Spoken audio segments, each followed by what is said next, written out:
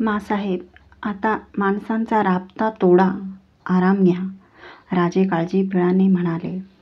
राबता तुटणार कसा? आम्ही राजमाता होणार आहोत. आता तर राबता वाढीला पडेल. आम्ही होऊन लोकांचा राबता कधीच तोडणार नाही राजे, निग्रही जिजाऊ आग्रहाने म्हणाल्या. येतो आम्ही. संभाजीराजे आणि सोयराबाई यांच्यासह राजे त्या थोरल्या मायेच्या महालाबाहेर पडले. जगदीश्वरावर दुग्धाभिषेक करून ते तिघेही दरबार चौकातील प्रशस्त महावेदीवर आले. प्रमुख विधींना सुरुवात झाली. गागाभट्ट, बाळमभट्ट, अनंतभट्ट आणि तीर्थोतीर्थीचे विख्यात शास्त्रवेत्ते त्यांना विधी कर्मे सांगू लागले. स्वस्ती वाचन,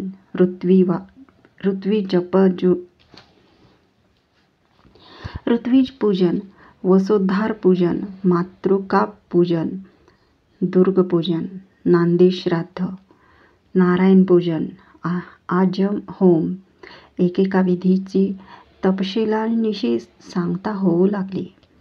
राजे, युवराज आणि सोयराबाई यांच्या राजहस्तांनी निरनिराळ्या होमकुंडात बेल, वट, औदुंबर, पिंपळ, आम्र यांच्या समिधा पडू लागल्या. दूध, तूप, दही, मध यांचे हवन होऊ लागले. या विधीतील सर्वात मौजेचा विधी आला, राजांच्या मौजी बंधनाचा. त्यासाठी राजे चंदनी पाटावर बैतदार न्हाव्यासमोर बसले, ढुईवर संजाब कोरून घेण्यासाठी. बालदंड राजे बटू झाले. राणीवसा कन्यावसा असताना, फर्जंद सूनबाई असताना राजांचे सविध मौजी बंधन झाले. छातीवर यज्ञोपवीत चढले. अवघ्या मुलखाला नवा जन्म देणारे राजे द्विज झाले. मौजी बंधनाने रद्दबातल झालेले राजांचे पूर्वील विवाहशास्त्र संमत करून घेण्यासाठी त्यांचे पुन्हा सोयराबाई, सकवारबाई, पुतळाबाई आदी राण्यांशी समंत्रक विवाह झाले. राजांनी गागाभट्टांना मनची एक इच्छा बोलून दाखविली. आम्ही सूर्यवंशीकरिता आम्हा सवितृ मंत्राचे पुरश्चरण द्यावे. गागाभट्टांना ती पटली. सवितृ होमासाठी यज्ञकुंड सज्ज करण्यात आला. हा होम स्त्रियांना लाभत नसल्याने या विधीतून सोयराबाईंना वगळण्यात आले. उगवतीला पुढा करून राजे आणि संभाजीराजे यज्ञकुंडाजवळ बसले. त्यांच्या भोसलाई हातांनी त्यांचे आदिदैवत सूर्यनारायणाच्या नावे कुंडात चंपक, चंदन, बिल्वकाष्ठांच्या समिधा पडू लागल्या. हवन उरकून ते दोघेही सूर्यवंशी पितापुत्र उभे ठाकले.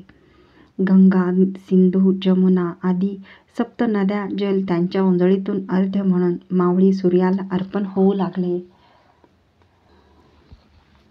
मिटल्या डोळ्यांनी सवितृ मंत्राचा उद्घोष ते गायत्री छंदात करू लागले. ओम भूर्भुवस्वः तत्सवितुर्वरेण्यं भर्गो देवस्य धीमहि धियो यो न प्रचोदयात्. भूलोकाला आणि स्वर्लोकाला उजळणारे ते सूर्याचे दिव्य तेज आम्ही सदैव चिंतितो. ते दिव्य तेज आमची बुद्धी उजळून टाको. शांती होमांच्या पवित्र मंत्रघोषांनी बाले किल्ल्याची तटबंदी चौथडी भरून वाहू लागली. विनायक, नक्षत्र, इंद्र, ग्रह, पुरंदर या होमांचे यज्ञकुंड धडधडले. हवनासाठी जाळून घेणाऱ्या दूध तुपाच्या पौष्टिक वासाने महावेदी दाटून गेली. महावेदीच्या मध्यभागी थोराड रुपेरी परड्यांची पुष्पमालांनी सजलेली तुला एका भक्कम खांबाला उभी करण्यात आली होती. तिचे पूजन झाले. राजांच्या तुलादान विधीला प्रारंभ झाला. उजव्या बाजूच्या पारड्यात उजवा पाय प्रथम ठेवून राजांनी वीर बैठक घेतली. गागा भट्ट, बाळ भट्ट, अनंत भट्ट, ओंजळींनी तबकातील झळझळीत सोन मोहरा तुलेच्या डाव्या परड्यात सोडू लागले.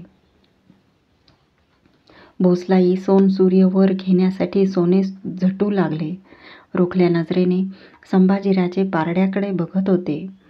या उभ्या रायगडाला सोनरूप देऊन तो डाव्या परड्यात उचलून ठेवला तरी आबासाहेबांचं पारडं फरसबंदी सोडून उठू नये असे त्यांना वाटत होते. राजांनी विरासनी बैठक घेतलेले पारडे फरसबंदी सोडून उचलले गेले. राजांची सुवर्णतुला झाली. मंत्र्यांचा घोषच घोष उठला.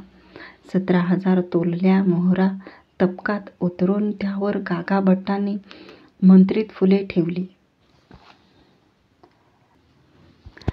चांदी, तांबे, कापूर, शिसे, फळे, मध, मसाले, साखर अशा राजांच्या आणखी 15 तुला राजबैठकीत जोखण्यात आल्या. युवराज आइये, पुष्प चढाइये, तुला देवता पर. गागांनी संभाजीराजांच्या हाती फुलांची ओंजळ ठेवली. फुले वाहून संभाजीराजांनी तुलेवर हळदीकुंकू सोडून तिला वंदन करीत उजवा पाय उजव्या पारड्यात ठेवून वीर बैठक घेतली. मंत्र्यांचे घोष उठू लागले. गागा भट्ट, बाळम भट्ट, प्रभाकर भट्ट सोन मोहरांच्या ओंजळी डाव्या पारड्यात सोडू लागले. त्यातून खणखणत पारड्यात उतरणाऱ्या मोहरा बघताना विचाराची एक ओंजळ कुठून तरी संभाजीराजांच्या मनाच्या पारड्यात सोडली गेली. आमच्या माँसाहेब इथं येतील आणि शंभूबाळ म्हणत शिवलिंगाला नेहमी वाहतात त्यातील एकच बिल्वपान त्या पारड्यात सोडून आमच्याकडं बघतील तर आमचं पारडं हा म्हणता आभाळाला जाऊन थडकेल. संभाजीराजांनी वीर बैठक घेतलेले पारडे फरसबंदी सोडू लागले. पीतवर्णी वस्त्र अंगभर लपेटून शेजारी उभ्या असलेल्या राजांना ते बघताना वाटले मोहरांच्या पारड्यातील मोहर न मोहर रंग पालटते आहे. पिवळ्या धमक मोहरा सावळ्या होत आहेत. मंत्रोच्चाराचा उद्घोष करणाऱ्या गागा भट्टांना,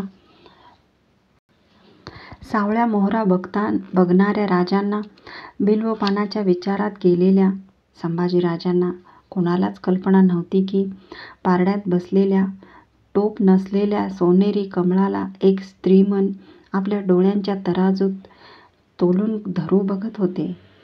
सोनेरी बुट्ट्यांचा शालू नेसलेल्या, कपाळी कुंकुपट्टे असलेल्या, नाकात नथ लेलेल्या येसूबाईचे आपल्या अंगावरचे सगळे स्वर्णालंकार त्यांनी आपल्याच डाव्या डोळ्याच्या पारड्यात टाकून बघितले. मनाचे सोनकमळ त्यावर टाकून बघितले. उजव्या डोळ्यात बैठक घेतलेला हटवादी बेडर बांडा केशरी टोप काही रेसभर हालायला तयार नव्हता. कावऱ्या बावऱ्या येसूबाईंनी आपल्यावर कुणाचे ध्यान तरी नाही ना म्हणून डावे उजवे बावरून बघितले. त्यांच्या शेजारी उभी असलेली धाराऊ हसत त्यांना म्हणाली, नथीची सव नाही तुम्हासनी सुनबाई म्हणू ती काच देतीया. ते ऐकताना येसूबाईच्या गाली पळस फुलारले. संभाजीराजे पारड्यातून खाली आले. महाराज्ञी आइये. आचार्यांनी सोयराबाईंच्या हाती फुले दिली. तुलेची पूजा करून पारड्यात उजवे पाऊल ठेवताना सोयराबाईंना आचार्य गागा भट्टांना म्हणावेसे वाटले, करताच आहात आमची तुला तर आमच्या रामराजांना संगती घेऊ द्या. त्यांच्याखेरीज आमची एकलीची तुला कसली करत आहात. पण हस्तिमृत्तिका रामराजांच्या हाती देताना जाणवेल ते असे घोटाळलेले आचार्य आठवून मग काही न बोलताच त्यांनी एकट्यानेच पारड्यात बैठक घेतली. ज्येष्ठ शुद्ध त्रयोदशीची पहाट किरणांच्या मोहरा वेचीत फुटू घातली. रात्र 3 घटका उरली होती. शतकांची झोप झाडून एक सोनस्वप्न उराशी घेऊन किल्ले रायगड जागा होत होता. 50,000वर माणसांनी गडावर दाटवा केला होता. दुडदुडणाऱ्या नौबतीने रायगडावर डंक्याचे छत्र धरले होते. पहाट स्नान घेऊन शुचिर्भूत झालेले राजे आणि संभाजीराजे जोडीने लोकमाता जिजाऊंच्या पायांचे दर्शन घेण्यासाठी त्यांच्या खासे महालात आले.